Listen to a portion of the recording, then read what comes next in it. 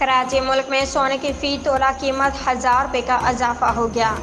All Pakistan James and jewellers association के मुताबिक मुल्क में सोने की फ़ी तोला कीमत 1000 रुपये इजाफे के बाद 2,56,500 रुपये हो गई।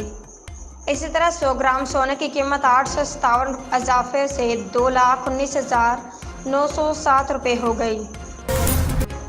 ब्राज़ील में तैयारा आबादी पर गिरकर तबाह हो गया, जिसमें 62 मुसाफिर सवार थे।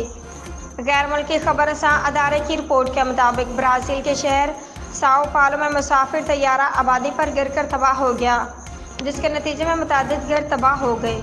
ब्राज़ील के सदर लुइस अनासियो का कहना है कि तैयारा साओ पालो के शहर वनीडो में गिरकर तबाह हुआ है। हादसे में तमाम मुसाफिर हलाक हो सकते हैं। वफाकी हुकूमत में इत्तेहादी पीपल्स पार्टी और नून लीग में गवर्नर सिंध की तब्दीली पर इत्तफाक हो गया। ज़राए के मुताबिक नून लीग की जानिब से तजवीज़ करदा नाम बशीर मेमन पर पीपल्स पार्टी को राज़ी कर लिया गया है। बशीर मेमन साबिक DG FIA और नून लीग सिंध के सदर हैं। नून लीग गवर्नर सिंध की तब्दीली के लिए अरसे से कोशिश थी, ताहम पीपल्स पार्टी नए गवर्नर सिंध के नाम पर मुत्तफिक नहीं थी।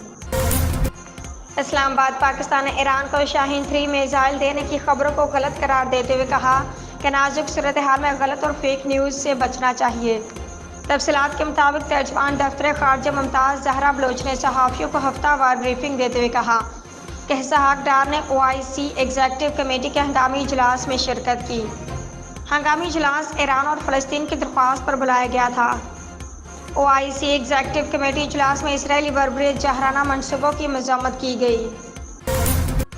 इस्लामाबाद कौमी असम्बली में ओलंपिक्स में गोल्ड मेडल जीतने पर अरशद नदीम को आला तरीन सिविल अवार्ड देने की करारदाद मंजूर कर ली गई।